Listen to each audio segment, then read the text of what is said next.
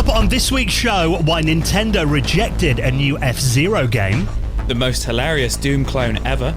And we celebrate the triumph of the nerds with Robert Cringley.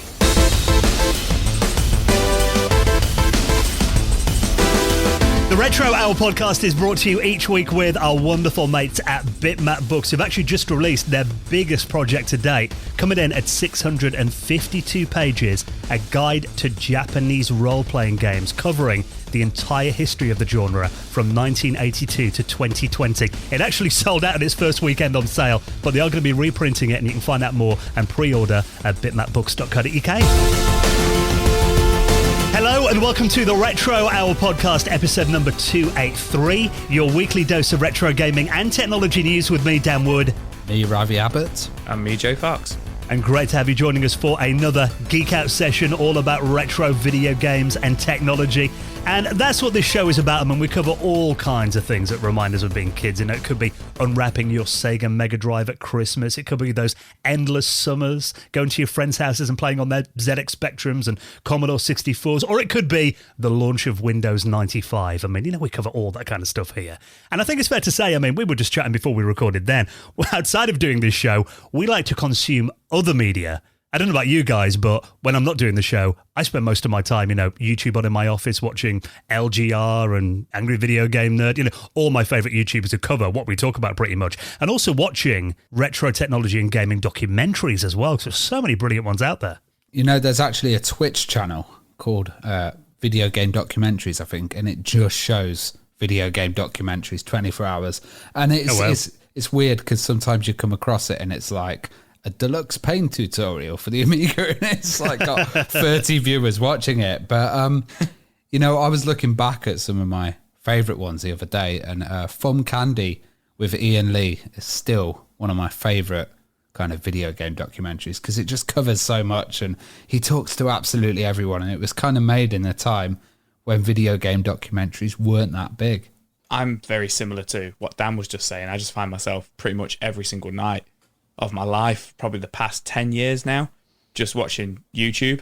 And it's like you say, you watch these content creators, but a lot of the time you are watching the history of video games and systems and computers. Not just, you know, we all watch AVGN and stuff like that, but, you know, like you say, you catch yourself watching Gaming Historian, who we've had on and stuff, and LGR, and actually learning about these things from these. And like you say, they're documentaries, you know, they're not skits and Kim stuff like Justice that. is good for Kim that. Justice. Oh, God, yeah, absolutely, 100%, yeah.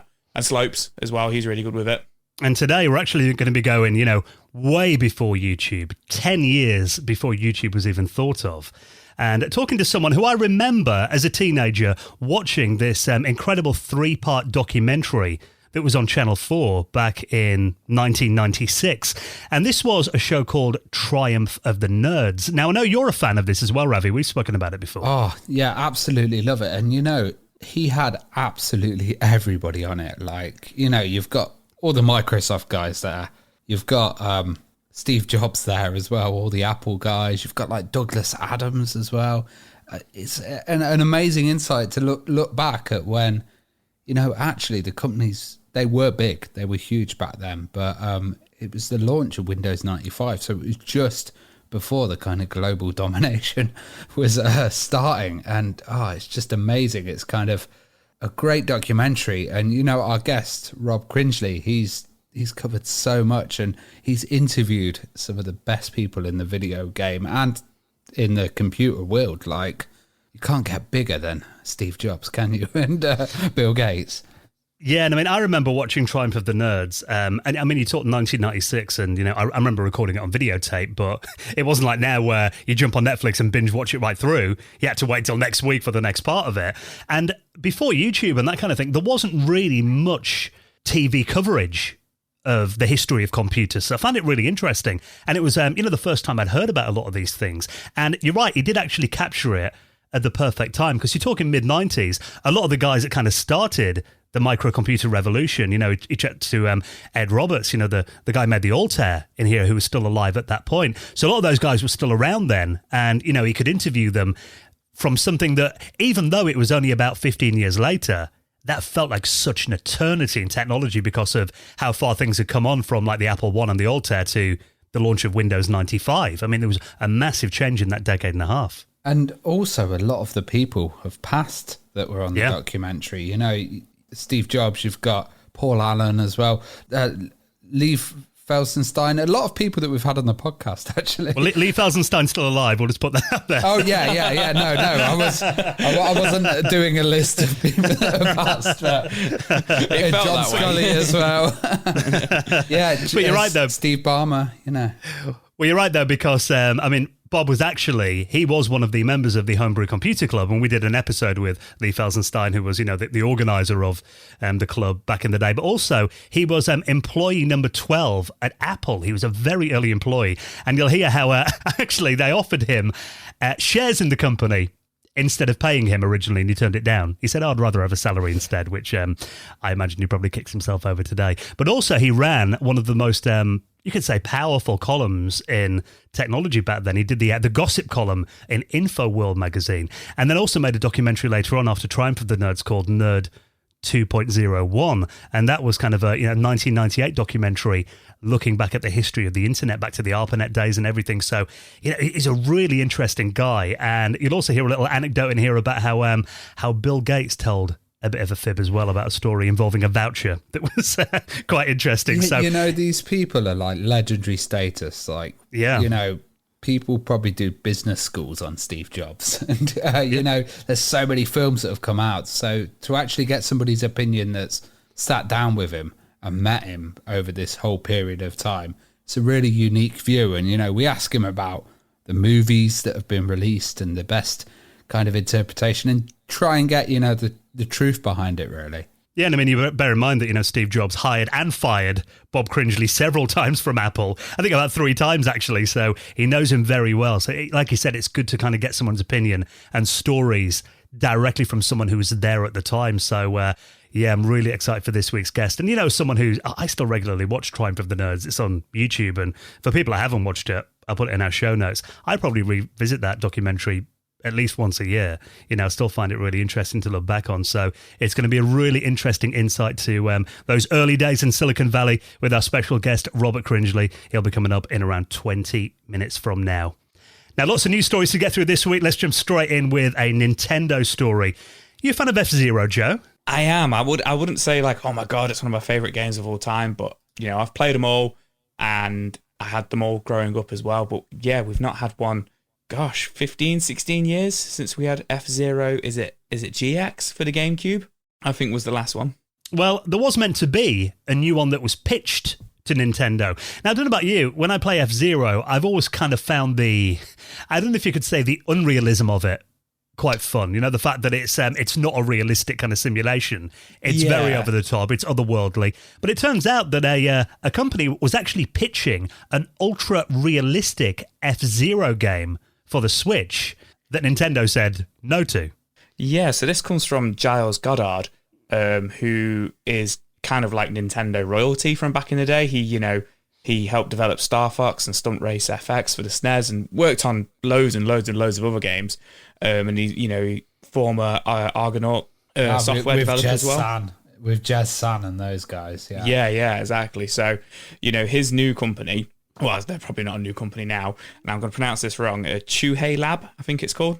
They pretty much approached Nintendo. I'm not too sure when this was, but this is in a recent interview that he's done that he said that this happened, and essentially made a demo for a hyper-realistic F-Zero, and pretty much thought this should be the way F-Zero goes, because we've not seen F-Zero in 15, 16 years, and Nintendo turned them down, which I think is quite sad. But apparently the reason is because Nintendo say it's actually really hard for them to bring the classic Nintendo IPs into the modern world from the retro world, which and that's why they focus on new IPs.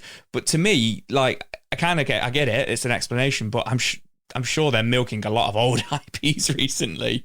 We've seen about 1 million Pokemon games, and I get it, they're super, super popular, and there hasn't been an F-Zero for a long time. But yeah, the hyper-realistic thing, apparently the direction they were going in was with like F-Zero cars. They're like hover cars, aren't they?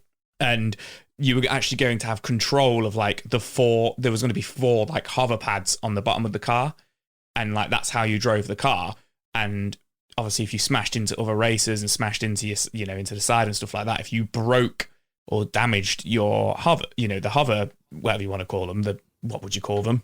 The things that make it hover. The things that make it hover. That's one the of these. technical term. That's the technical term. If you smashed the two on the left side, then your car would flip to the right because the car isn't balanced anymore. Or if you smashed the front right one, the car would veer off and stuff like that. So it was like super duper realistic. And I think I understand where they were going with that. Like, it's a new idea, but like you say, that isn't F-Zero. F-Zero's kind of like got kind of comic book feel to it, like that really over the top, kind of like superhero kind of feel to it. Like, you're driving like 1,000 miles an hour down these. It was never a simulator. It was never a simulator, down these super high tech cities and stuff like that on these pipes and, through underground sewers and stuff like that. So it was a strange take. So maybe that's why Nintendo were like, well, let's give them the nice answer. Do you know what I mean? I don't know. But yeah, it's definitely interesting. But you can watch the whole interview on Game Explain. Yeah, it's like a video podcast, isn't it? Yeah, I'll try and get him on it. It's a really interesting watch. I'd love to talk to him. I think, to be honest, Ravi's asked him a couple of times before. And we've just, diaries haven't matched up and stuff like that, but we'll try again. I'm always sniffing around Argonaut. Just outside the building. I think you're right as well, because, to me, simulation kind of experiences are not very Nintendo. They're more arcade games, aren't they? Yeah, 100%. So it wouldn't feel like a match to kind of Nintendo style. And, playing that kind of game on the Switch, especially when you've got a license like F-Zero. And I think it is admirable that Nintendo are actually quite wary about, maybe a bit too wary sometimes, about bringing back their franchises from the past. Because, if you get it wrong, we talked about it on the show before, there are a lot of, new games that come out that kind of trade on famous games from the past that end up being crap. And then everyone just gets annoyed at it because you're playing with people's memories. Yeah, there is that aspect. So, you're probably right. It probably was that. It probably is what they said it is. Was there a F-Zero for the Saturn? No, it's strictly Nintendo. So, yeah. So okay. The original F-Zero was it was a release game with the Super Nintendo. Then you got F-Zero X for the N64. Then you got F-Zero GX, I believe it was called, for the GameCube. And then there was an arcade one called AX. And then there was Maximum Velocity for the Game Boy Advance. And then we've had nothing since then. So, but this was pitched for the Switch and the 3DS. So I imagine it was a couple of years ago, because the 3DS... Is the 3DS still... No, the 3DS is still... I've got a feeling it's just been discontinued recently. Yeah. I believe maybe back in the last year. It's a little bit too modern for us, isn't it, to know? Yeah. So... We did actually play the original F-Zero by accident at my house the other week, I think, didn't we? Yeah, we did, I loaded actually. up my massive collection of ROMs that are all titled incorrectly, trying to play Mortal Kombat. So, great fun. But I think, if they're going to revisit that franchise, it just needs to be, what the fans want is like a souped-up version of the original, really, isn't it? Yeah, 100%. Give us that, Nintendo. Now, speaking of Nintendo franchises that made it onto other platforms, what about this? A Dr. Mario clone for the Amstrad CPC. Now, this is called Dr. Roland. And I don't know if you guys have watched the video to this. Were you guys fans of Dr. Mario back in the day? Because it was quite a unique Mario game, being a puzzler and Mario being a doctor that dished out pills. I know you liked all these kind of Minsky's Furballs and puzzle games and Bubble Bobble, but I can never understand what was going on Dr. Mario. For me, it was massively confusing. You know what? I'm going to agree with Ravi there. I didn't play Dr. Mario until... I want to say about 6 or 7 years ago when I picked it up for the Super Nintendo. And I was the same. I never understood what was going on. Now, I'm not going to sit here and explain the rules of the game to Ravi. It is match the colours of the end of the capsules. But yeah, you match the colours at the end of the capsules. But if you don't know that, until you sit down and play it, you are like, what the hell is going on? But once you sit down and play it, it's quite straightforward. But yeah, this couldn't say copyright infringement anymore. Oh, Dr. Roland here. Well, I think I know why it's called Dr. Roland, because Roland Perry is a guy that we've been after for the podcast, and he's the guy behind the CPC, worked under Alan Sugar. So I guess this is kind of like they've just converted Mario to become Roland Perry. And, that would make sense. Fits well. Well, it's got quite an interesting story, this game. So I'll put a link to the video. You can watch it at Short Gameplay, and you can actually download the game as well. I've got an Amstrad CPC recently with a broken keyboard, so I want to get that sorted. There is a whole library of recent Amstrad CPC ports and games, like the ones from Batman Group, and they do this thing called the CPC Retro Dev, which is like a competition where all the community come together. I think they run these once a year, and they submit games. And this game was actually a submission for the last one in 2020 that got disqualified. Now, the reason is because it's nothing to do with the game. The game itself is really good, but they actually put out all of the games as a compilation tape. And they said, that really this is too close to Dr. Mario, and Nintendo might end up causing them issues, and, the entire compilation then might be pulled. So that's the reason that it didn't make it onto there.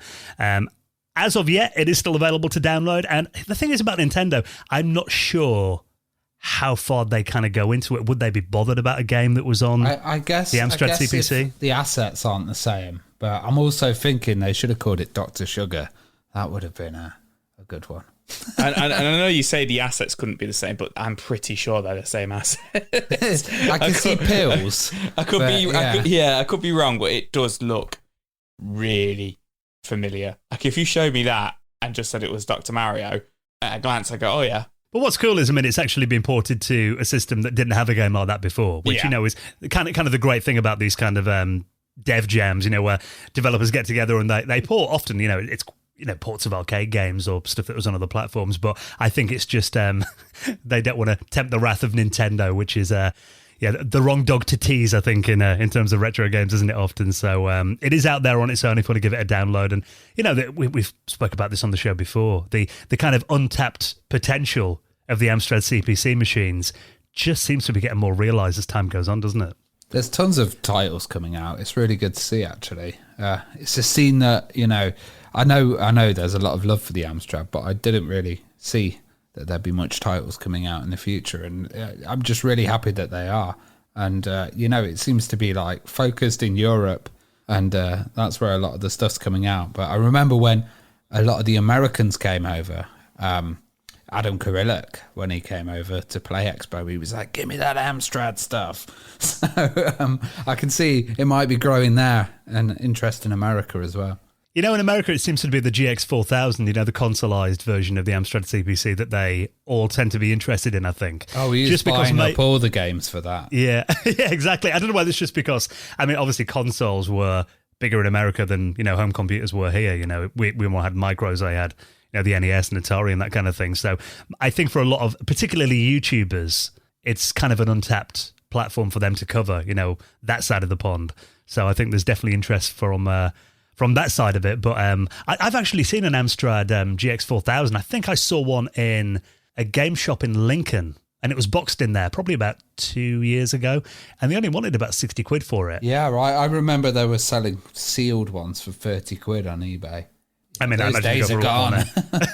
Yeah, they've definitely shot up. But when I get my Amstrad CPC computer working, definitely a huge library of recent ports and games I want to check out on that. So if you want to read more about that and give it a download, I'll put the link in our show notes.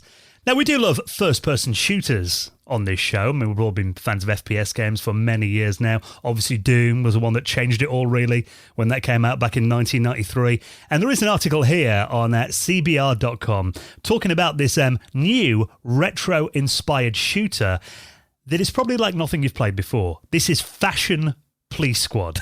This sounds right up your street, Dan. Being a fashionista. Exactly.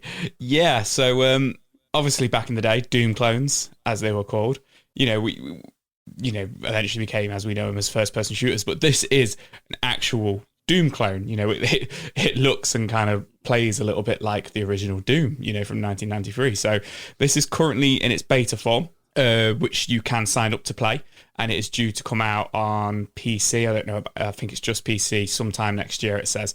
But this looks really wacky and really funny. So Fashion Police Squad, you run around the city of Trendopolis, essentially whipping people into fashion. So the enemies are like people wearing baggy suits and people wearing sandals with socks and stuff like that. People who dress like us. People who dress like us, yeah, exactly. We're going to be the worst judges of bad fashion. And it's very in the kind of like the vein of like Super Noah's Ark and stuff like that, and Chex Quest, just that funny kind of, gameplay. But it's non-violent as well, isn't it? You're not going around killing. You're not killing them. No, you use like your belt of justice to whip them into fashion.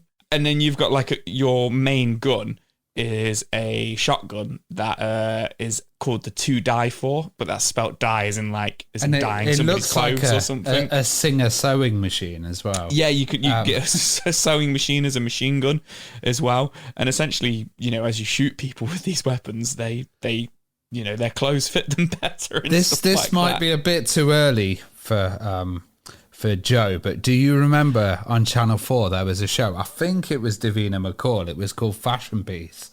No. I think it was, and she'd just run around and shout at people going, you look rubbish, and then, let's take you to the shops. And it was really aggressive. So. Well, this sounds like the Doom clone of that TV show. And you know what, this is quite funny, because for me, I've been on a proper Doom hype this last couple of months. I played through like Doom 1, 2, and 3, and Doom 64, and the most recent one, Doom Eternal. And then I was like looking for other Doom clones, like Hexen and Blood and stuff like that. So this is probably right up my street at the moment. So you'll probably find me playing this if you come over anytime soon on the beta. I guess they might update it when the styles update as well. It's suddenly like, oh, flares are back. Flares are back, so they're going to put flares in there. That'd be quite funny. But yeah, just a little indie game that looks quite fun, and the graphics have got those proper throwback 2D sprites in a 3D environment. It just looks like a lot of fun, really.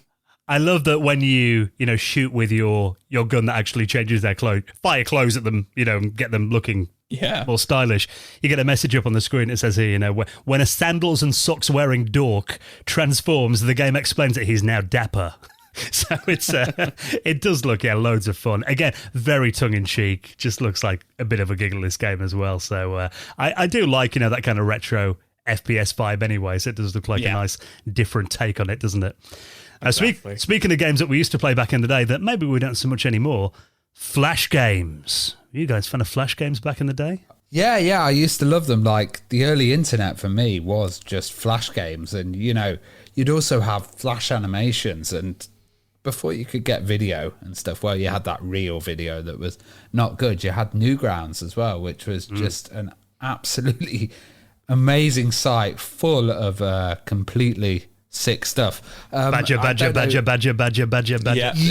Badger was quite late. I don't know if you remember some of the earlier stuff. So they had like All Your Base. They had Numa Dance as well. Yeah, Ultimate Showdown of Ultimate Destiny. I was that kind of like, because obviously I'm a little bit younger than you guys. Newgrounds for me was every day at school on Newgrounds. As soon as you got home on Newgrounds, just trying to watch like Dragon Ball Z videos on there, and like you say, playing all the Flash games and stuff like that. But it's being recognised, isn't it, by the GDC, which is Game really Developers cool. Conference. Yeah, and this is obviously today we look at many franchises that are around today. I mean, Among Us is a big game that everyone's playing at the moment, and the guys behind that, they actually made the Henry Stickmin games that were really popular Flash games back in the day. And you got stuff like Super Meat Boy and Hollow Knight. They originally started, as Flash games. They started on Super Meat Boy. Well, Meat Boy was on Newgrounds, wasn't it? Yeah. It was a Newgrounds game, yeah. Yeah, so this is Newgrounds is still going today, but obviously it's kind of not Flash anymore. Being that Flash has been discontinued. But the site creator Tom Fulp, he's actually receiving a special honour at this year's Game Developers Choice Awards as well. So they're saying that really, because Flash for a while, it got a bit of a bad reputation, particularly when mobile phones started coming out. And we all remember, Steve Jobs was on a mad mission to kind of destroy Flash, wasn't he, back in the late 2000s? It was really insecure as well. Yeah. And the amount of update your Flash, and then you'd update it off a dodgy site, and then something else would come onto it. But Newgrounds always seemed to curate it really well.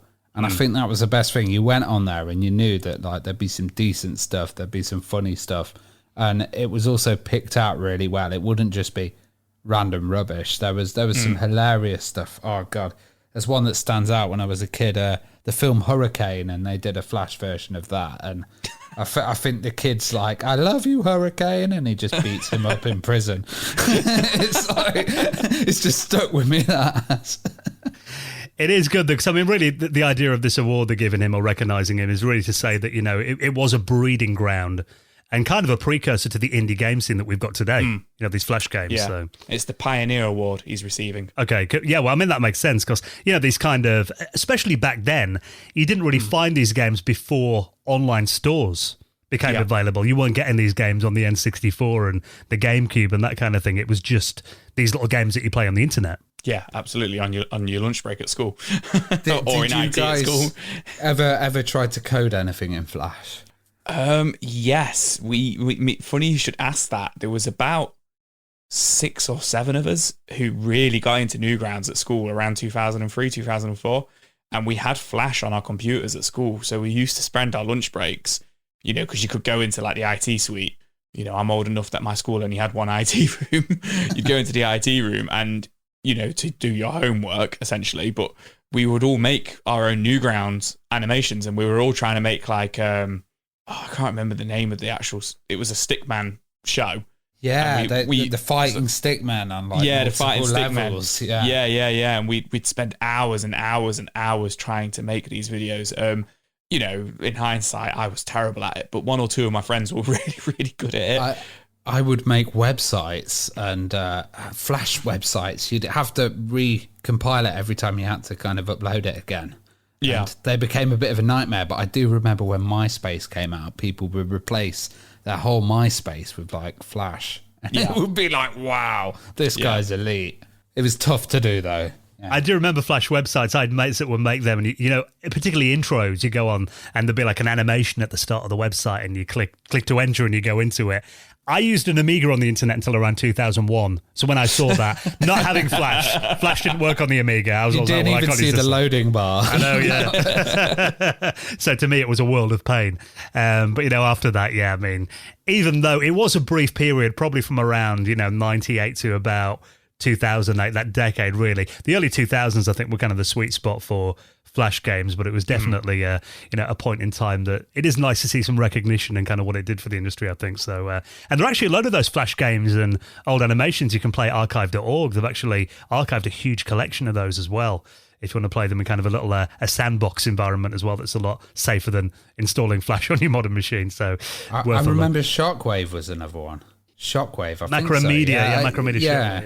And there was, I remember Habbo Hotel ran on Shockwave. I mean, look, back then a lot of people used to think it was really bloated, but, you know, compared to the way the internet is today, probably very streamlined compared to many modern websites, I think. Now, we've had a survey running for a week now, after a bit of a false start the week before, and I just want to say a huge thank you to everyone. Survey says, sorry. Survey says, finish the show, it's crap. No, actually, we've had some lovely comments on there. I think at the time of recording this, we got about 460 comments. People filled in the survey, which, you know, I think for any survey, getting that kind of response in, well, under a week, really, I mean, most people only accessed it on Friday, didn't they? So in about 4 or 5 days, that's incredible. But obviously, the more people we get filling this in, it is going to help us shape this show and make it better for you, and also help us attract advertisers to the show in the future as well. So it is really, really useful. If you guys can go onto our website, theretrohour.com, and leave your thoughts on our survey there. It'll only take you around 5 minutes to do it, and you could win £100 of retro gaming goodies as well. So £100 to spend on retro gaming goodies of your choice. You know what some people have been saying, though, actually? Some people have actually got in touch with us and said, I filled the survey in, guys, and I'm really sorry, but I love the show the way it is now, so I haven't really been too critical, which is fine. That helps, you know, because every kind of stat, like just seeing the age groups and stuff like that really helps us kind of work it all out. So even if you're scoring the show really high, that's fantastic feedback as well. Yeah, means we're on the right path. And I mean, there's been some people who've actually given us some great constructive criticism, you know, stuff that we hadn't realised before that we'll definitely take on board. And also, there's a little section on there about which systems you'd like to see us cover more in the future. So obviously, when we're looking at guests for the show and new stories to cover, it is really, really valuable to find out which kind of stuff we should be talking about. Yeah, that's probably the best kind of feedback that we're getting at the moment, because we can look at exactly the systems like, oh, there's loads of people into that one actually. Yeah. Let's kind of look in that direction, and it helps us shift the show and kind of know who to ask for interviews. Yeah, so if you've got a spare 5 minutes, it's so valuable to us. It'll take you only a couple of minutes to fill it in, and you could win £100 to spend on retro gaming goodies. You'll find the survey right now at theretrohour.com. Now, this will be a good time to give a shout to our wonderful patrons who, of course, keep this podcast going each week. Recently I've been looking at quite a few different podcasts, and I listen, now that we do the show remotely, over the last 12 months, I've become a bit of a nerd in regards to how podcasts actually work. I listen to podcast engineering shows and watch videos about microphones and things like that. But there is really, podcasting's changed quite a lot since we started doing this show. There are kind of like two tiers to podcasting, really. You've got like the big boys, like your Joe Rogans and your Spotifys and your Amazons. And then you've got the other side of podcasting, which is us guys, 3 guys who do it off their own back as a passion project. We're not earning millions off doing this, but really we've got a Patreon just so we can keep the show independent, and you can help us out with the running costs of it, really. It's mad to think we're actually up there with the huge big ones. I was looking at the charts the other day, and it was like Giant Bomb, IGN, Gardener's Question Time, all of the kind of big those boys. Bastards. Yeah, and we're kind of up there with them, and we're just recording from our bedrooms, and with you guys' support, we've been able to do that, and it's just fantastic to kind of keep this show going. I really didn't think when we started this that we'd be hitting 300, and when Dan suggested we do a podcast when we were walking through the meadow, skipping through the daisies, I thought I didn't even know what a podcast was when he asked me to come on. I was like, yeah, I'm up for that. It is mad though. You think, when we had that conversation, God, what was that, 2015? I think we were in Amsterdam actually, weren't we? We've been to the Amiga 30th anniversary show out there. Yeah. I said we should try doing a podcast. I think we did one episode with Alistair Brimble. We thought we'd put it out there, just see how well it does. Maybe we'll do 2 or 3 of them. And here we are almost 300 episodes later. And like you said, the fact that we are so proud. And you guys should be as well, for getting us there. The fact that we make it into the top 10 in the Apple Podcast charts a lot of the time. And we're up there with, IGN and companies like that, which I think is just mind-blowing. So thank you so much for supporting our podcast and listening each week. And also, if you can find, a spare couple of quid to throw in the tip jar and help us with the running costs, that is also massively appreciated. And you get some nice perks for helping us out, don't you, Joe? Oh, you always pick me. You do get some really, really good perks. We like to give back. So one of my favourite ones that we give back is the After Hours podcast, which is essentially an extra episode a month where we don't interview anybody or anything like that. We essentially go in kind of that behind the scenes and, we talk a little bit more about ourselves, and we also, we review things. We talk about our favourite consoles. We've recently been doing our top 5 consoles, top 5 games on those consoles. And then also a series we've been doing on the After Hours is kind of reviewing years in retro gaming, haven't we? We've recently gone and done the late 90s, and now we've gone into the early 2000s, which has been really, really fun. We also do a hangout, a Patreon Google Hangout. Usually, is it the last Sunday or the first Sunday of the month, Dan? Whenever we can fit it in. It's always one a month. It's always one a month, but that's really, really fun. I usually end up spending money online while we're doing it, buying retro games, because people mention things, don't they? People mention things. Oh yeah, I look at eBay. And when we first started doing that, we thought, like 1 or 2 people will come, but every week without fail, 20, 30 people join, and it's people come on. You don't have to talk. You can just listen. You can just watch. But, we don't just talk about retro games. We talk about retro films, retro tech, mobile phones, anything really. MP3 players last time, I think. MP3 players last time, yeah, absolutely. And then also, of course, anybody who donates to us, they do get the show without the adverts. Sometimes you get it a couple of days early. Sometimes you get it about 5 days early. Sometimes you get it a day early. And you also get a shout out in the Hall of Fame. Everybody gets that who donates as well, which is, really awesome. I think you about covered it all there, Joe. Actually, looking at the survey respondents, some people were saying that we enjoy the news, we enjoy the interview that you do, but it would be nice to hear you guys talking about your memories and what you've been up to and what you've been collecting. That is the After Hours podcast. That is the After Hours. Yeah. That is the After Hours. We kind of we start it with that, and then we do what we're going to do. So talk about a year or review a few games or something like that. But we kind of talk about our last kind of month in gaming, don't we? And a lot of the time it's longer than an hour. Oh yeah. God, yeah. We don't limit ourselves on this. It's show. Unedited as well, isn't it? The After Hours. Yeah. Yeah. There's one guy the other day. Actually, I saw one of his survey a guy who responded to the survey said, it would be nice to hear you, instead of doing a guest, to do maybe an episode about a console, maybe a Mega Drive special or something.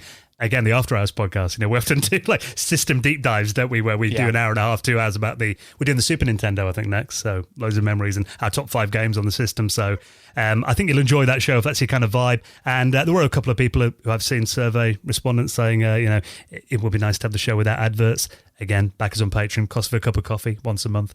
You get it without the ads and you get it a bit early as well. And of course, you get to mention a big thank you in the Retro Hour Hall of Fame. And let's give a big shout to our latest backers. Hello to Englishman Dan, Raoul, Charlotte Woolley, Richard Yates, and Adrian Nelson, who all backed us on Patreon. We massively appreciate your support, guys. And if you'd like to do the same, you'll find it all on our website at theretrohour.com. Now, we love to give support to retro gaming community projects and people that are keeping the retro scene alive. And each week at the moment, we are bigging up retro gaming shops all around the world. So we want to know, where do you buy your retro games and systems from? Have you got a shop, maybe in your town or your city, that you go to that, are run by an independent shop, that are run by passionate people? And we want to give them some free publicity on the show and give them a shout out. So every week we do our retro gaming shop of the week. And this week, we're going to Canada. Yeah, so we received a tweet from Stu Leck 52, and Stu, I love his description, tall Glaswegian person living in Calgary. And he says, my local retro game store here in Calgary, Alberta, Canada, it's called Video Game Trader, and the folks that work there greet you by name. They know their stuff, and they also reserve stuff for you.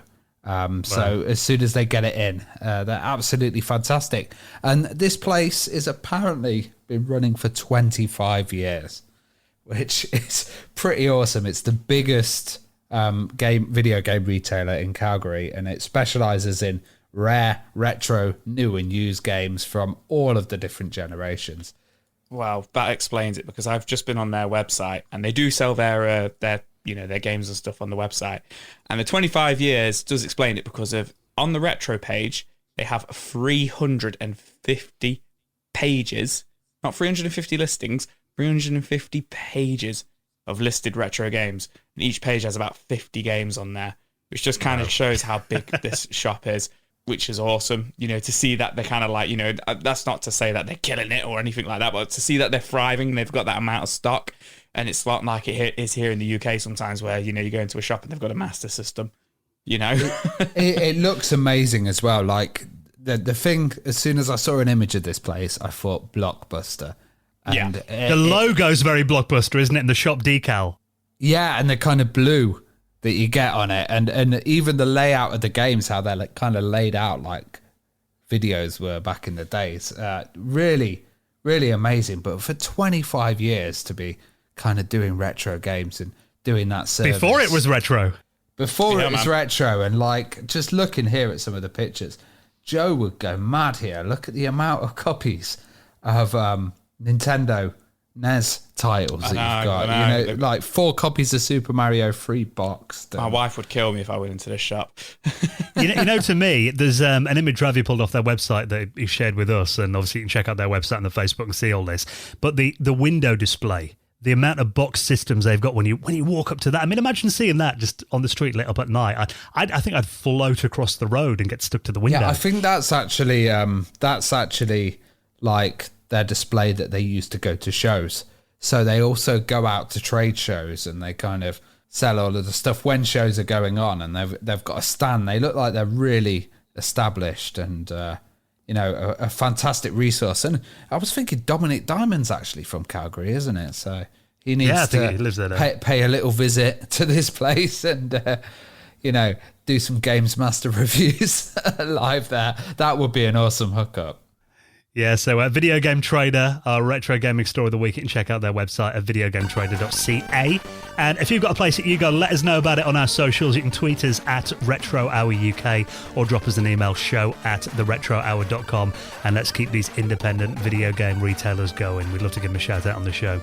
Right, then next, we are going to be celebrating, I can't believe it's actually 25 years since this documentary came out, back in 1996. Triumph of the Nerds with our special guest, Robert Cringley, is next on the Retro Hour podcast.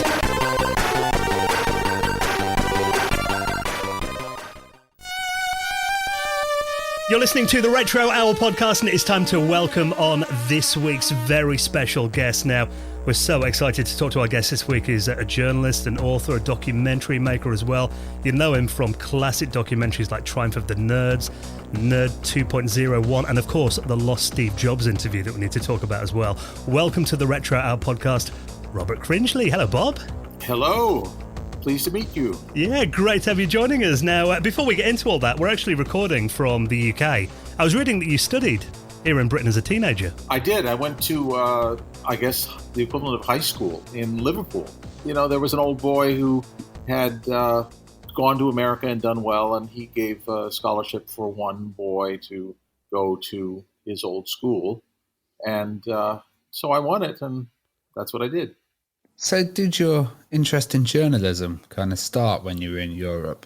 Well, no. I mean, I started as a journalist at age 14 writing obituaries for my local newspaper in America because it was, I had been delivering the paper and I had to get up early in the morning, and I suddenly realized that if I actually wrote for the paper, I didn't have to get up early in the morning.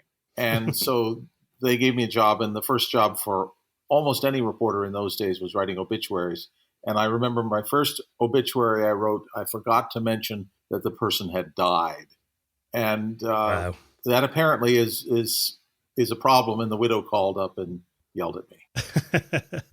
Well, I mean, you've had a very varied career. I know after that, I mean, you moved on, and you were actually an early employee of Apple. Yeah. Like I read employee number 11 or 12 or something. 12. How did that happen then? How did you end up there, and what was your role at Apple then in those early days? You know, I came to Apple because I was had been a member of the Homebrew Computer Club, and that's where I met the two Steves. And you know, at some point, Steve Jobs, they needed some help on a variety of things, and he asked if I would want to come work with them. And I remember the funny thing was at the time he said, you have to understand, he was, I think, 21, and he had hair all the way down his back, and I think he only ate fruit. And so he said, we don't have much loot, so we'd like to pay you in shares. And I held out for the cash. So, you know, that was my chance to get rich, lost. And so I went to work for Apple, and I worked in hardware engineering for a bit, and I helped Jeff Raskin write the manual for the Apple II. And then I was fired not because of anything I did wrong, but just because they ran out of work for me. And then I was hired back at Apple. That was in 1977. I started at Apple and left in 78. Then I came back in 80 and was hired to be part of the Lisa group, and working with Larry Tesler on the graphical user interface. And then was fired with 40% of the Lisa group in 81 by Steve again. And then came back in 84 and worked on a secret project for Apple, and was fired in 85 again by Steve a week before he was fired. So if I just went on holiday, I'd probably still be there. What kept attracting you back to Apple, though? Steve kept asking me to work for Apple.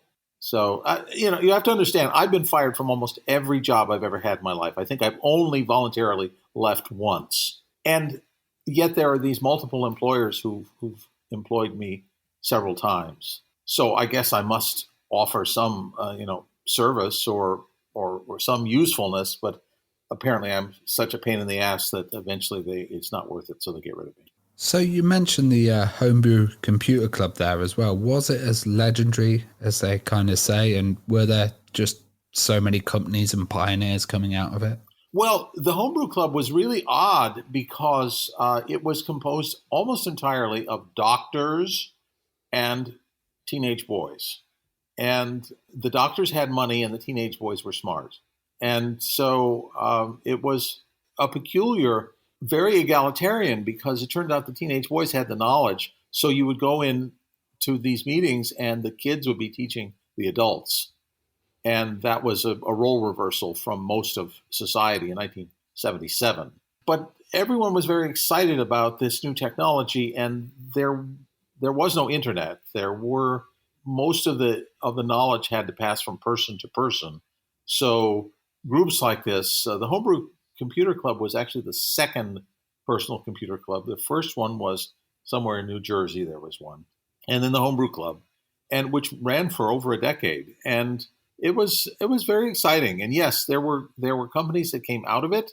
Very often, those companies would show their technology in very early state to the meetings. And I remember, in fact, when I first met Woz and Jobs, they were showing the Apple I, and they had, arrived at the meeting in Woz's Fiat, and it was very joyful. And they showed this thing, and it sort of blew people away because it was such a clever design, and it was so cheap by the standards of the era.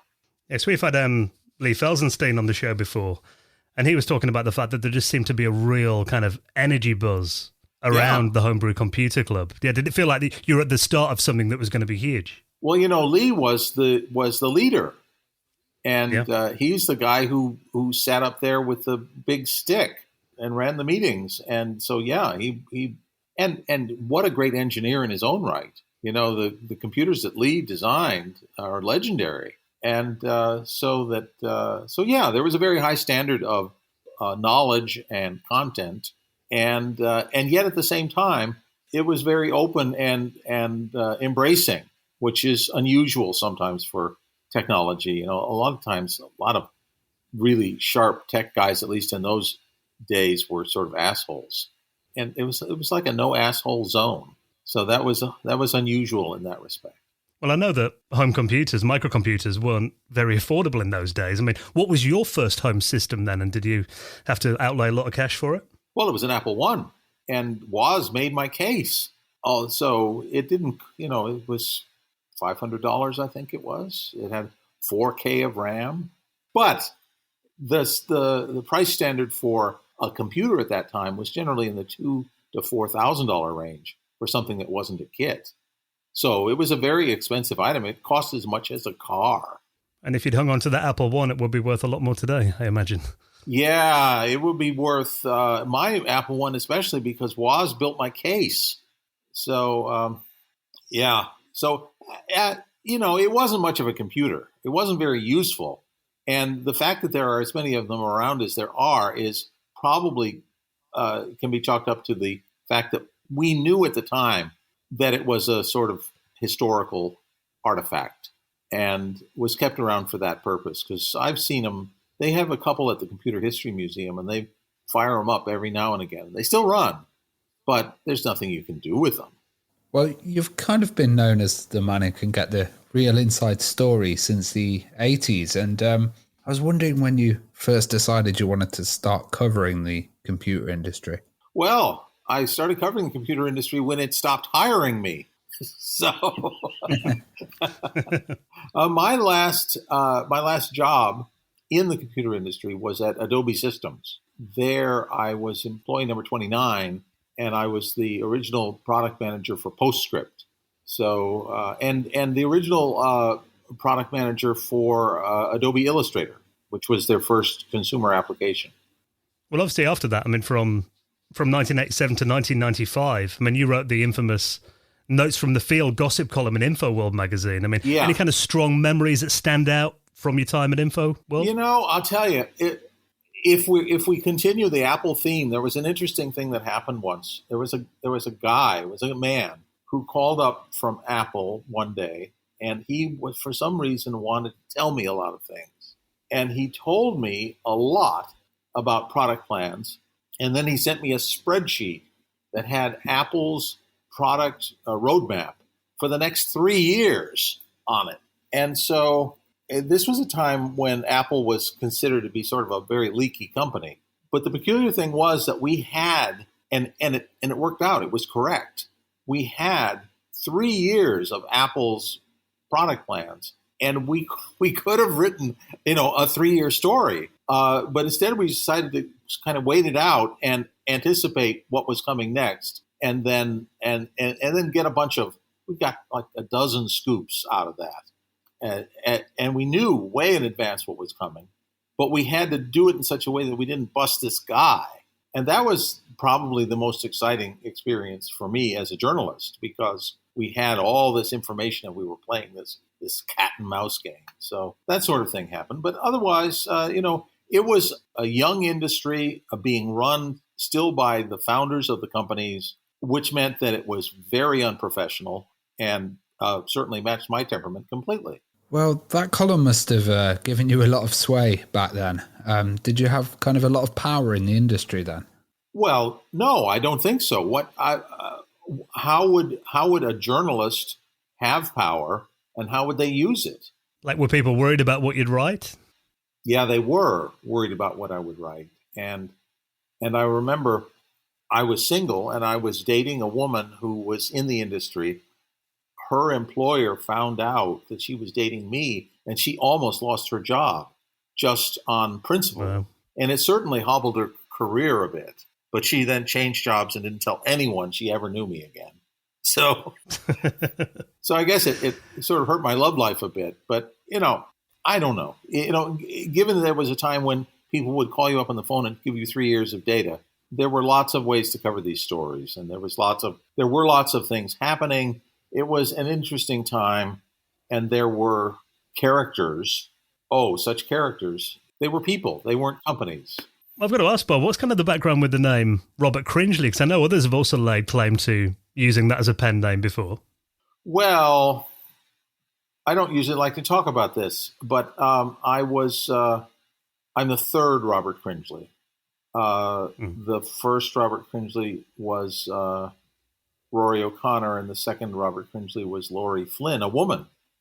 And they did it for 18 months each. Or maybe it was 9 months each. I don't know. They did it for some short period of time. And I've been doing it since 1987. So, I think I've got some staying power here. Yeah, I think you definitely own it now. Yeah, well, I literally own it now. I mean, I won it in U.S. federal court. So my employer at the time, which was InfoWorld or their parent company, of course, fired me. And then tried to make me stop doing what I was doing, but I had a contract that allowed me to do it, and they contested that, and it was a very ugly time for a while until I won, in which case they, made nice again, and so, my relationship with them is fine to this day, but it's clear that it's my name, it's not their name anymore. Well, you wrote the book, Accidental Empires. Where did the idea come from, and how did you approach it?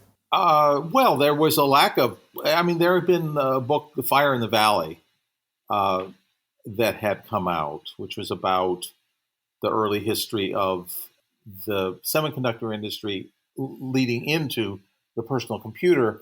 But it stopped at a certain point, and there was a lot of stuff still happening. And I had a unique perspective and sort of tongue-in-cheek reputation, so I could get away with writing things that other people might not have. So, the funny thing is, I wouldn't have written that book, except that I had a relative who was dying of cancer, and I had to support. And so I didn't make enough money, so I had to make some more money. And the only thing I knew to do at that time was to then write a book. So I sold a book so I could pay for my relative to live a while longer.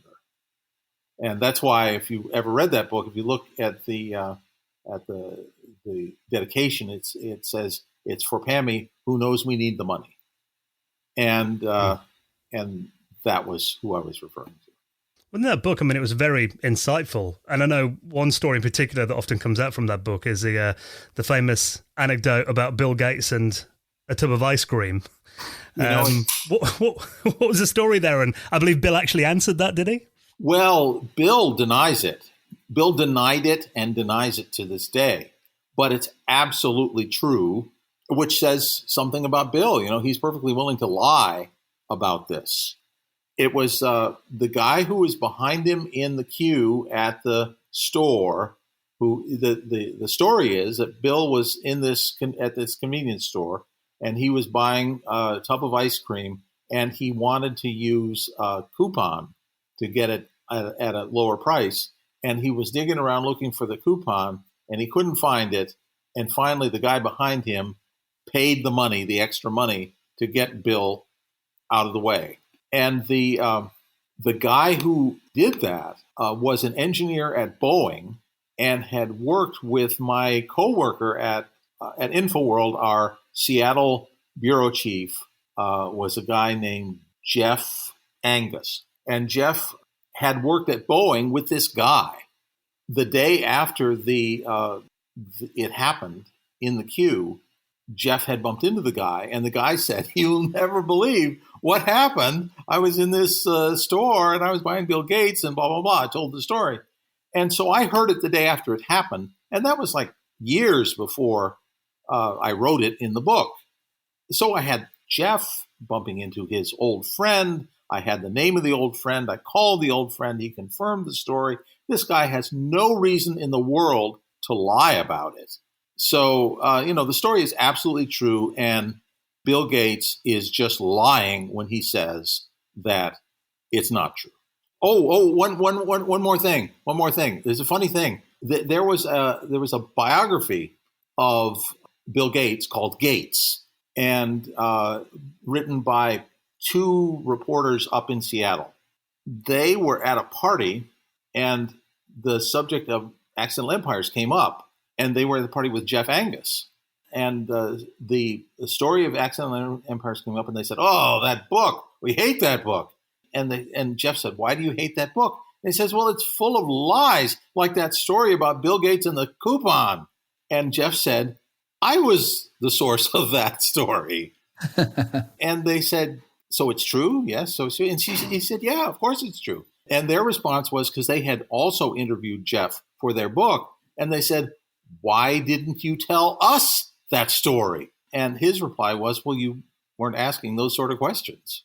Well, in 1995, you did the classic documentary, Triumph of the Nerds, and I absolutely love that. It's great. It's still one of the best kind of documentaries to watch on those early days, and when it was just emerging and just the roots of everybody. How did you get into it, and what did you want to show with that documentary? Well, I had written the book, and I had no particular plans beyond that. But a TV producer in the UK named John Gow read the book and thought that it would make a good documentary. And he was able to then sell the idea to Channel 4 in the UK. And they commissioned the documentary. And so John contacted me, and a deal ensued. A co-production with the US PBS network came about. And we ended up making the film, and I hosted it primarily because I would work cheaper than anyone else. I think we were budget constrained, and I was low-hanging fruit. So I got a career out of it. And I think watching it as well, you could see your passion for it. I mean, you had that, great tongue-in-cheek style.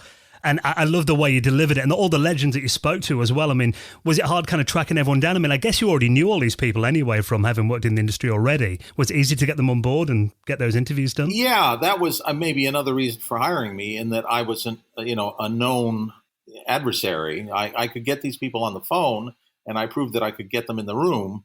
And given that it was a historical piece, looking back, a lot of folks who might not have wanted to talk to me normally had no problem looking back. And that's in part what allowed the show to live as long as it has, because, if I was looking forward, I'd inevitably be wrong, or I'd be run over by history. But looking back, if you do the job right, history shouldn't change. So we were able to do that. And we got a lot of folks. In fact, some very unusual people. We had Paul Allen, and Paul Allen, there are hardly any Paul Allen interviews anywhere. I was going to say, actually, yeah, because Paul Allen was like a key to Microsoft, and just seeing him at the start, it was just like, wow, this is a really unique documentary. Yeah, it was. We were very lucky to get him, and he was very shy. But, once we got him on camera, it was fine. And that's usually the way it works. Once they start talking about old stories, and you save the hard questions for last.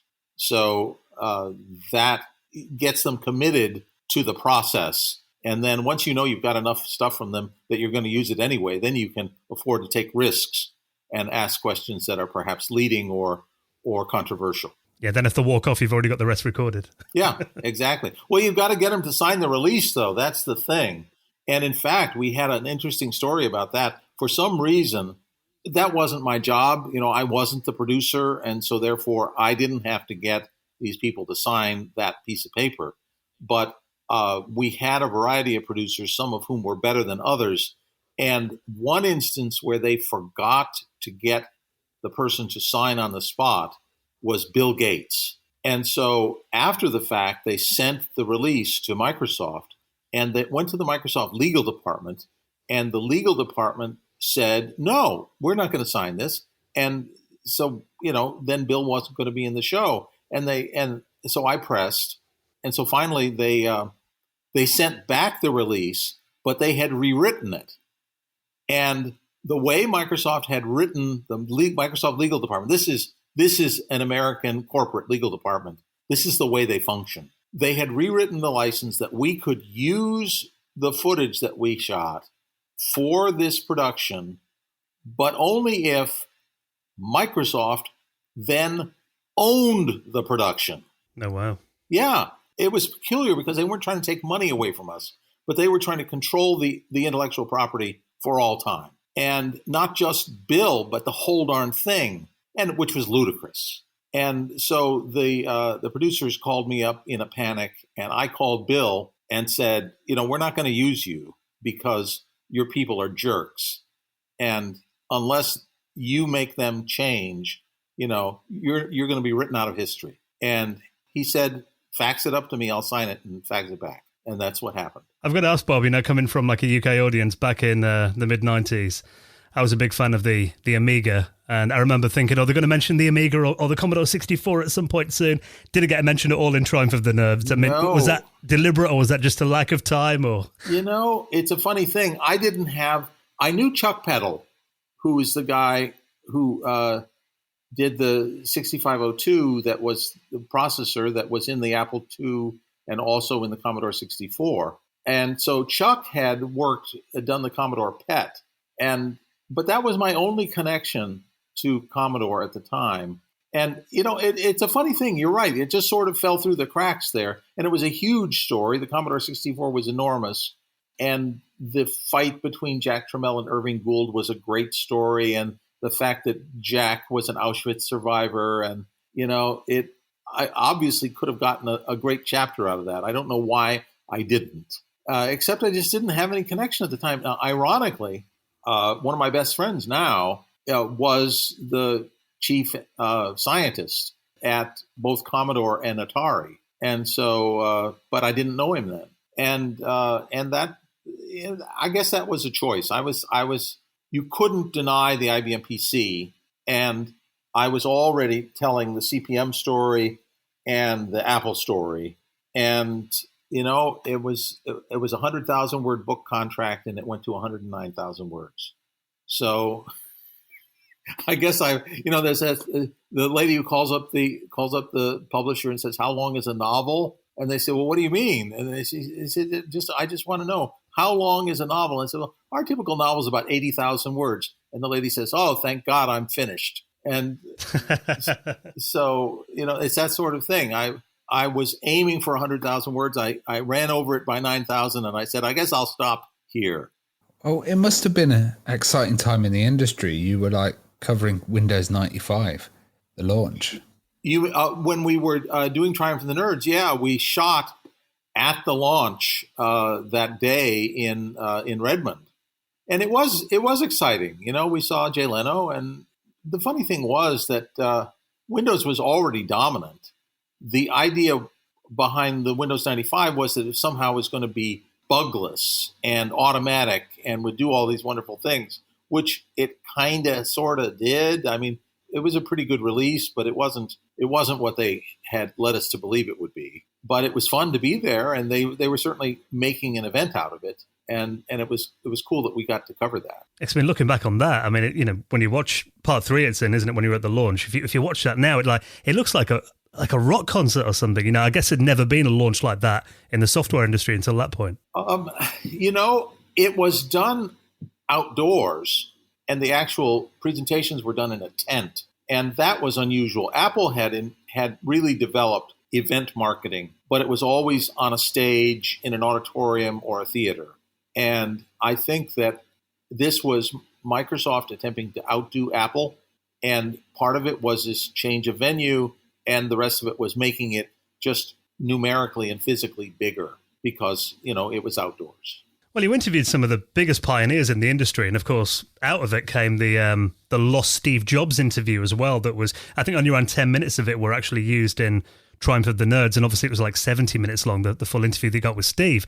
How did that get lost and found again? There is an interesting story here, and that is still a mystery. We did more than 100 interviews for Triumph of the Nerds, and all of the interview tapes, when the Triumph of the Nerds was edited in London, and so all of the tapes were there. The Nerds 2.01, the follow-up of the brief history of the internet, was edited in Portland, Oregon, and so all of the tapes were sent from London to Portland and supposedly never arrived. But the people in Portland were so incompetent that, you know, it could be that they arrived and they lost them, or that, you know, I don't know what happened, but I'm very dubious of this story.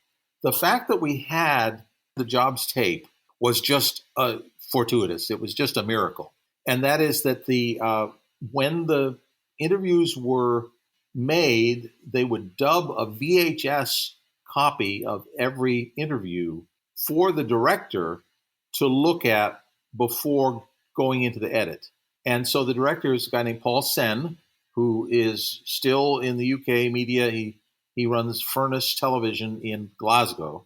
And so Paul had all 100 interviews on VHS, but he only kept one, and that was the Jobs interview. And he just threw the rest away. And so when Steve died, Paul remembered that he'd kept that tape. So it was in his garage in London at the time, and it had been in the cold garage for 17 years. And VHS tapes that are not rewound for 17 years suffer, especially from heat and cold. And so he dug it out and found it and played it, and it was playable, but it had horrific technical issues, dropouts, weird cross-printing things. It was a mess. And so he had called me up and said, I've got this tape, you know, you might want to, you know, put it on your blog or put it on YouTube or something. And I remembered the interview that we did with Steve, and a very unusual thing happened. First of all, if you've seen the film, you know, it went very well. And it was a pretty good interview, and Steve was on that day and very cooperative. And so we got this exceptional interview, and we realized it at the time. And when we were done, when we finished the last shot and we're breaking down the set, the sound man, a guy named Gene Kuhn, said, and, you know, these guys had been at 100 interviews. They were everywhere with me. And Gene said at the end of it, he said, you know, I think we just recorded history. And that was the only interview we had like that, where, you know, it was clearly that we had just found gold.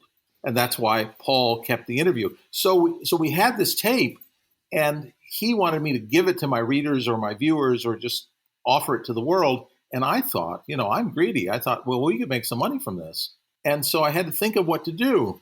So I called up Mark Cuban. Mark Cuban has a movie studio, and he has a cable channel, and he has a production company, and he has all these things. And I said, and he had a chain of theaters, movie theaters.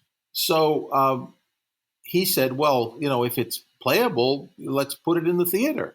And so that's what we did. We ran it for just a couple of weeks in all of his landmark theaters across America, and then took it to home video, and ultimately it ended up streaming on Netflix for 6 years.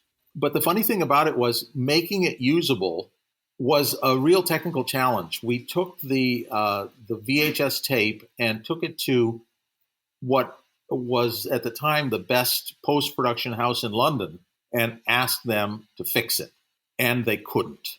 They just didn't have any technology that could fix the horrible artifacts that were showing up. The sound was okay, but the video had horrible problems. And so I had a friend back in America who ran a company called Motion DSP. And Motion DSP was a tech startup funded by the CIA. And their main business at the time was real-time video processing of Predator drone footage being sent by satellite from Pakistan to Las Vegas, where the drone pilots actually sit. And wow. and I said, can you restore my movie by running it through your drone system? And the guy, his name is Sean, said, well, we can try. So they tried, and then I went in to get the news, and this was like a month later, and they said, well, it didn't actually work because their system was intended to improve the video from airplanes flying in the sky. It's looking at the ground, and it's the Earth. It's not Steve Jobs' forehead. That was the problem. And I said, oh, well, thanks for trying. And they said, no, we fixed it. And they had gone back and written a new application from scratch to restore the movie. And wow. It's amazing. And so what you see is what they did, starting with a really poor VHS tape and then ultimately producing an HD master from it. And they made it work. And the guy who did it, Nikola Bosinovic, was a genius, and he just made it work. And so that's how we were able to release it. Otherwise, it wasn't viewable. Well, there's a lot of films out there at the moment, and a lot of portrayals of kind of computer history, especially with Apple and Steve Jobs. Yeah. Which ones do you think have kind of done the best job and represented Steve in a way that you enjoyed? Well, I had a huge problem with the Walter Isaacson book, which I don't think did a very good job of presenting Steve. I think it presented Steve as Steve wanted to be presented. That's why he chose Walter, and that's why he controlled Walter and who Walter could talk to. But the movie that came from it was, a work of fiction. It wasn't very accurate, wasn't very useful. Beyond that, the Ashton Kutcher had the look. He looked like Steve, but it wasn't particularly accurate either. So no, I just don't think that there hasn't been a proper theatrical treatment of this. And did you like Pirates of Silicon Valley? Pirates of Silicon Valley was originally going to be called Triumph of the Geeks, and we made them change their title.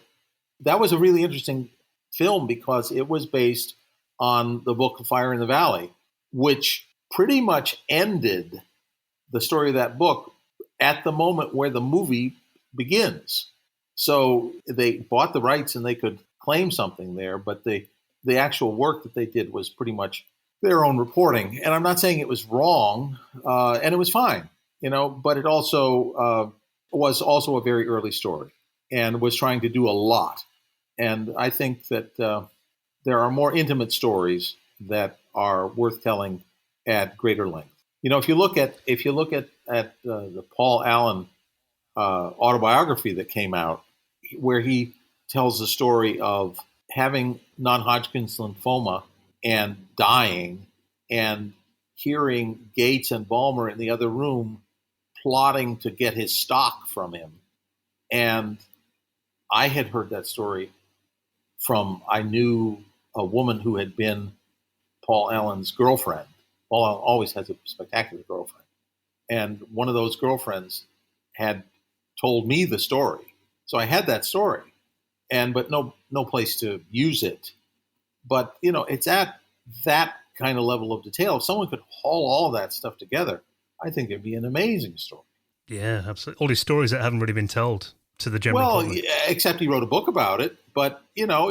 it wasn't a bestseller. It wasn't picked up, and I think that story, which really drove him, that's why he didn't go back to Microsoft after his cancer went into remission.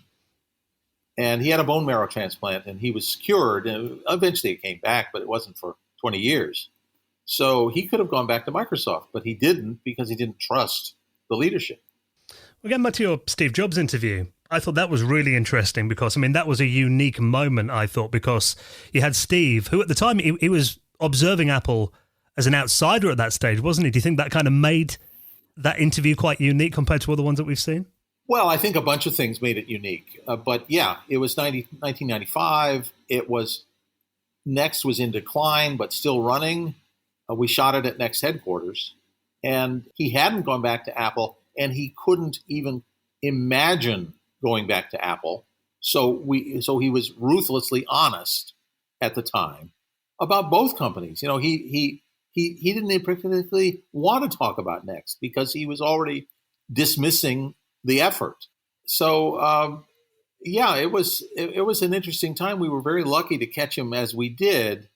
But when he came back to Apple, when he got a board seat out of it, and he saw Gil Amelio, I knew, and I believe I wrote at the time, that there was no way that Steve was going to allow Gil to run things, because Gil, while a perfectly reasonable manager, was hardly a visionary. And he was flailing so, and the company was flailing so, that Steve just, stepped up and took it over. And that didn't surprise me in the least. Yeah, just from watching that as well, I did kind of notice, I don't know if you kind of got the same vibe as well, that Steve at that time in 95, he seemed quite bitter about Microsoft's success as well. I mean, imagine Windows 95, the big launch was happening around then. Did you kind of get that vibe off him, that he was a bit bitter of Bill Gates' success? I'll tell you a funny story. I was, in 98, I pitched an article to Vanity Fair magazine. I was going to do a story about the relationship between Steve Jobs and Bill Gates. And part of it was going to be how they viewed each other. And Graydon Carter, who was the editor of Vanity Fair, thought, that's great, let's do it. And so I contacted Steve and said, doing this story for Vanity Fair, I'm going to talk, I'll talk to you, I'll talk to Bill, and, I'll talk to a few other people, and we'll get a great story out of it. Let's do it. And at the time, 98, Apple needed publicity. This was a good thing. And Steve immediately called Graydon Carter up on the phone to make sure it was correct and to try to somehow get control of it. And Graydon stood up to him, which was good. And so Steve got back to me and he said, I'll do it, but you have to get Bill first. And so I had to then take the project to Bill and get him to sit down for an hour with me and to talk about Steve Jobs. The thing about getting an interview with Bill Gates is that it can be difficult, but it always happens. It's just procedures and dates and date books and schedules, and eventually if you put in the legwork, it'll happen. So it took me about 8 weeks to get an interview with Bill. And so I went up to Seattle and I did the interview with Bill, and it was fun. It was great. He was thrilled to be talking about Steve. And so we just talked about Steve, and then I finished and I went home and I sent a message to Steve and said, okay, I've got Bill. Now, when can we schedule your interview? And Steve said, I don't think so. So Steve killed the project by refusing the interview, but he made me jump through hoops. He wasted weeks of my time. He wasted an hour of Bill's time. And this is the kind of sick guy he could be, where he did it just to be an asshole. And Bill, in the interview, I was recording the interview, and in the interview with Bill, he made me promise, or actually Pam Edstrom, the PR lady for Microsoft, made me promise not to use the interview for anything else. And they had it on tape, and they had their tape, and I had my tape, and I wasn't, I was paralyzed. I couldn't do anything with it. And so I never did do anything with it. I still had the audio tape. And so that's the way these things worked. So at that point, Steve was back at Apple. Microsoft had made the $150 million investment that saved Apple. And Steve was still doing things to spite Bill. So you're saying, was he bitter? Yes, he was bitter. And he explains it in the interview where he said, he didn't regret. It wasn't their success. It was that their technology was so crappy. And that's in the movie. And he was right. It was crappy. When that bailout kind of happened, what was the reaction overall from people other than Steve Jobs? Well, in the business press and in the general world, the reaction was surprise. But anyone who actually knew the people involved and the issues involved wouldn't see that at all because, frankly, Microsoft had a very successful Apple II and Macintosh software business that was making them money. And so Bill viewed it as two things. One, he got to hang with Steve some more because he really liked that. He liked to watch Steve. And the other thing was, of course, it perpetuated that business, which had been, the relationship between Apple and Microsoft was a really interesting one, where Woz did the original integer BASIC for the Apple II, but when they wanted to have a floating point BASIC, he wasn't up to doing that, and so they turned to Microsoft, which was known as BASIC interpreter supplier at the time, and they got the BASIC from Microsoft for the Apple II, and when they did that, and I've got this story from both sides, Microsoft understood that it had Apple at a disadvantage. Apple really needed that BASIC, and they were able to cut a very lucrative deal with Apple. So lucrative, in fact, that Apple, literally, they used the money that they got from Apple for that BASIC interpreter. They used it to fund Microsoft's entire expansion outside the United States. They were strictly a domestic company until they got millions and millions from Apple and used that to expand to Europe and Africa and the Middle East.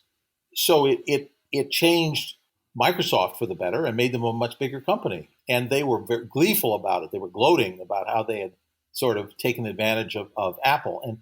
And they later extended that because they used the contract for the BASIC was coming up when the Macintosh was coming out, and they used it to get Apple to give them the original license to use the graphical user interface, was based on Microsoft's willingness to walk away from the BASIC deal. And so it was an Apple II issue that they leveraged in order to allow Windows 1 to not be in violation of the Apple intellectual property. Yeah, it sounded like a lot of kind of infighting and everything at that time in the industry. And I mean, one example of that, and someone else who you interviewed in Triumph was John Scully, who was, essentially the guy who kicked Jobs out of Apple. What was his kind of attitude like? And did he have any regrets from doing that when you spoke to him? Yeah, well, at that point, yes, he did, because, at this, well, wait a minute. Yeah, he did, because Scully was out of Apple at that time. We interviewed him in New York at Scully Brothers Investments on Park Avenue. And the thing with Scully was that Steve chose John Scully. There were a time when Mike Markkula, who was the chairman of Apple and had been their biggest investor, would not allow Steve to be the CEO. He also wouldn't allow Steve to run the Lisa division. So if Steve couldn't be the CEO, he wanted to choose the CEO.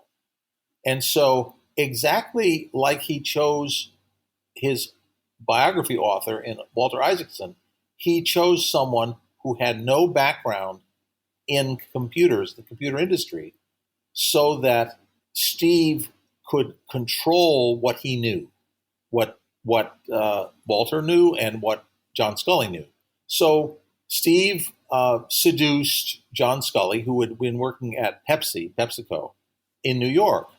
and he offered him a lot of money and got him to move to California, and so he came in as CEO of Apple, knowing nothing about the computer industry, knowing nothing about technology, knowing only about making soft drinks and putting them in bottles and cans. And so, which is the way Steve wanted it, because then Steve thought that Scully would do everything through Steve, and Steve could effectively be the CEO of Apple by controlling Scully. Now, what Steve failed to realize is that PepsiCo in New York was a highly politicized organization where corporate infighting was an art, and Apple was a young company that didn't have that art. And so when ultimately Steve and John came in conflict, John knew how to play that game way better than Steve did and was able to turn the board against Steve. And that is how Steve came to be on the outs. You know, he wasn't fired, but he was placed in an office that was the only office in an entire empty building. And he had no duties. And a week later, he tendered his resignation and sold all 6.9 million Apple shares on the same day, which is not a smart way to get rid of shares. And so that's what happened. But then Scully had won, but then Scully had to deliver. And Scully only knew what Steve had taught him. So this is a problem.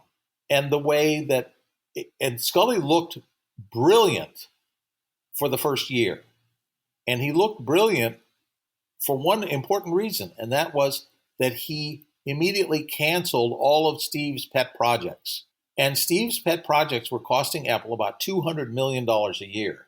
And that $200 million a year immediately dropped to the bottom line as profit. So it made Scully look brilliant for increasing the company's profit by a substantial amount. $200 million in profit was a lot for a billion-dollar company in that era. And so Scully looked brilliant, but it was based on what he cut, not what he initiated. And so they came out with derivative Apple II products and derivative Macintosh products, and things got kind of dreary. And then they did the Newton, and that was my friend Larry Tesler's baby, and it was just too early for that technology. It wasn't powerful enough. It wasn't, and the market wasn't ready. And so it failed. And at that point, then Scully has run out of ideas. He has, at this point, named himself Chief Technology Officer as well as CEO. So he's claiming that he's the big brain when he clearly isn't the big brain. And in private, he's going around trying to sell the company, and no one will buy it. And so the board that had backed him finally turned on him. They offered the job to Spindler. It was between Spindler and Gasset. Jean-Louis Gasset, who would run Apple France, and then was brought in to be the technical guy in Cupertino. Jean-Louis, who has an ego the size of, I'd say Montana, thought that it was perfectly logical that he would take over the company. Certainly not Spindler, the German. And so it was France against Germany. And Germany won, but Spindler, while being a very forceful executive, didn't particularly know any better than anyone else what to do. So he failed, and Gasset went off and did B. Remember the B computer and yes, the BOS. The BOS. And ironically, when Gil Amelio, who came in after Spindler, was trying to come up with a new operating system for the Macintosh, the two candidates were Next Step from Next and the BOS from B. And many people thought, many of my friends thought, that the BOS was superior to Next Step. But, Steve was very persuasive, and he got his deal and his $400 million, and the rest is history. But even in that case, Steve immediately took his Apple shares and sold every single one of them. And said at the time, he's on the Apple board, and he said this, he sold all his shares because he didn't have faith in the company's management, which was Gil Amelio. He knew what he was doing. Yeah. Well, I just want to ask about another pioneer that you interviewed in Trying for the Nerds, and that was Ed Roberts, who, of course, was the founder of Altair, one of the earliest microcomputers. What memories have you got of Ed? Well, Ed ran MITS, and I don't even know what MITS stands for, but they made the Altair, so the name of the company was different from the name of the computer. And he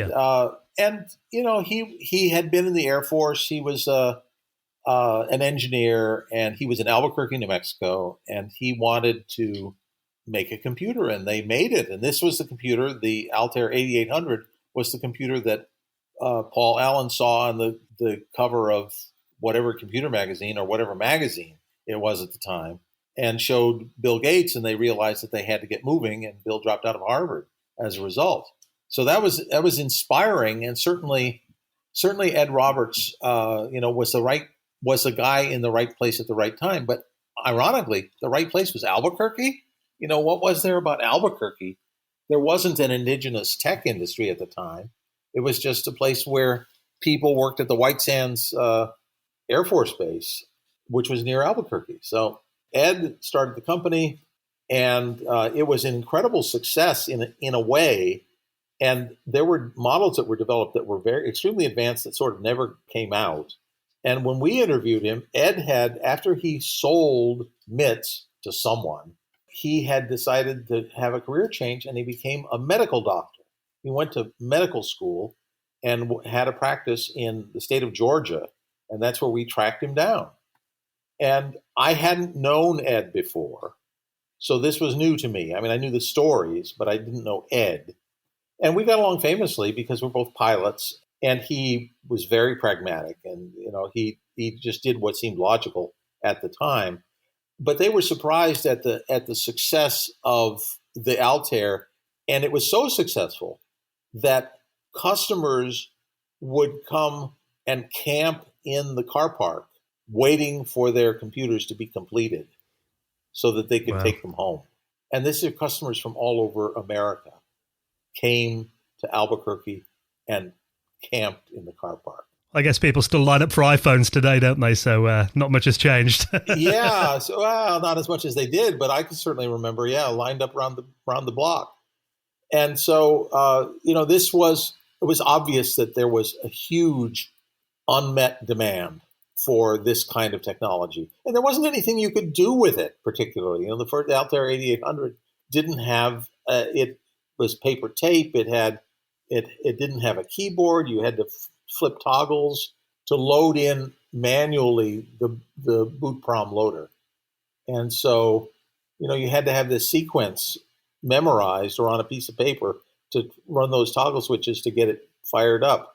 And at the time, I had in my cellar in Palo Alto, I had a PDP-8 mini computer that was like that. And I used it to heat my house. And, I'd have a power outage, and I have to go down. And when the power would come back on, I'd have to toggle in the boot prom loader, and I did it. I'd have to do it from memory because it was dark, So I'm in the dark trying to get the anyway.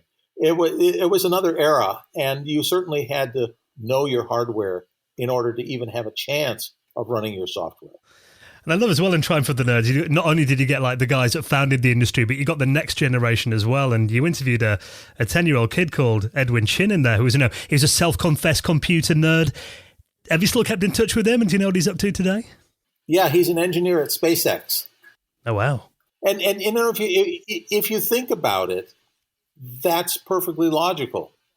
In 95, Edwin was, 9 or 10, and he came into he grew up, he went to Stanford, he got an engineering degree. He could have easily gone into the computer industry, but there were other technologies that were also interesting and exciting. And he chose to become a rocket scientist. So, makes sense. Well, the follow-up documentary was Nerd 2.0.1, and that focused on the internet. And it was kind of following up with the team that founded Excite.